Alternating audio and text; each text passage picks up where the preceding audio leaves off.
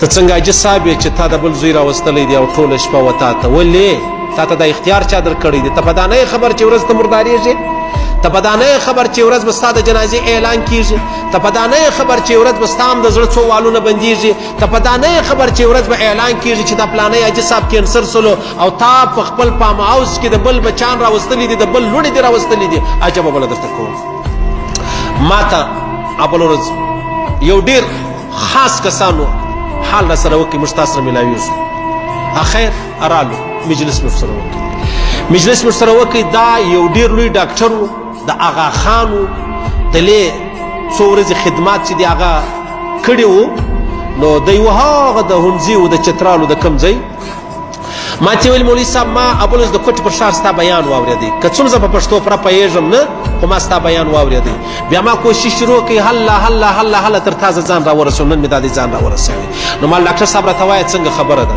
ول مولوي صاحب په دې ښار کې داسې زنانې ستا چې هغه د مختلفو بیمارۍ سره مخامخ دي. په دې ښار کې داسې زنانې ستا چې هغه د مختلفو بیمارۍ سره مخامخ دي، د هغه بیمارۍ نوم زه اخیستلی نسم. نو بیا ول دغه زنانې پر دوکانو هم ګرځي، پر دفترانو هم ګرځي، پر فارم هاوسو باندې هم ګرځي، خلک یې کورو لره هم بیایي، خلک یې د ځان سره انې لره هم بیایي، زیارت لره هم بیایي، بولان لره هم بیایي د بدکارۍ دپاره.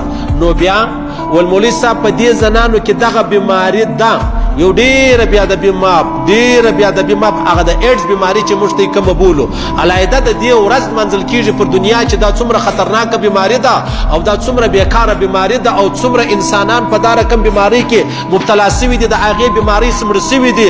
عزتمن کسان، محترم کسان چې د بل چا سره مخ توروي، د بل چا پر لاره روانو، پر بدکارۍ روانو، الله پاک په هغه بیماري کې اخته کړي دي. نن خالي پوښتنه وکړئ، که ژوندي دي پوښتنه ځینې وکړئ، که مړه دي ورسې د قریبانو څخه پوښتنه وکړئ چې څنګه معامله ولا. دو ما ته ویل مولوي صاحب په دې ښار کې دا زنانې ګرځي او دغه بیماري دې زنانو لره راغلې ده. دغه بیماري چې کوم ما نم در واخیستی، تر دغه بیمارۍ لا هم ډېره خطرناکه ده چې هر سړی د دې زنانې سره یو ځای سي، بیا د دې ډېره معافي بدکاري کوي، بېلاري کوي، یا پلانی کار کوي، یا پلانی کوي، یا پلانی کوي، زه نمونه نسم اخیستلی. صحیح سلو ستا خور زما خور ده، ستا لور زما لور ده. زه نه غواړم چې ته د خپلې لور پر مخ زما بیان وانه ورې، د خپلې خور پر مخ زما بیان وانه. زه دا نه غواړم، الله دې وساتي. که ما یو غلطه خبره کړې، اول د دې خپلو خوندو څه معافي غواړم، اول د دې خپلو لوڼو څه معافي غواړم چې زه مجبوره یم، زه څه وکړم. ویل مولوي صاحب په دې ښار کې څه محترم کسان مړه سولو. دا داسې بیماري ده چې خالي 2 میاشتې ټیم سړي ته ورکوي، خالي 2 میاشتې سړي ته ټیم ورکوي. او په دې ښار کې یو کور در ښیم، بل کور در ښیم، بل کور در ښیم، پلانی مړ سو، پلانی مړ سو، پلانی مړ سو، هېڅ چاته دا درک نه دی معلوم چې د چیز څه مړ سو. ما ته را معلومه دغه دا بیمارۍ څه مړ سو. اوس موږ چاته دا کورنۍ ته ویلی سو چې دا ولې مړ سولو؟ زه په خبر یم، زه ډاکټر یم چې دې سړي ته کومه ناجوړي ورلوېدلې وله.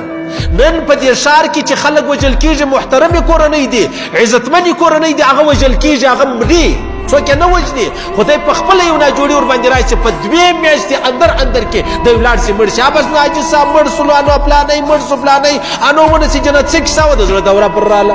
څه کیسه وله؟ اټیک ورباندې رالی. څه کیسه وله؟ هارټ اټیک سولو. هېڅ هارټ اټیک نسته، هېڅ د زړه دوره نسته. دغه بیماري ده چې خلک په بدکارۍ اخته دي، د هغه زنانو سره هسې یو رقم یو ځای سي، یا د خولې د خوايات، بیا د بیماپ، یا څنګه یا څنګه یا څنګه. دا بیماري چې د هغه دی څه به کېږي، په هغه بیماري کې مبتلا کېږي.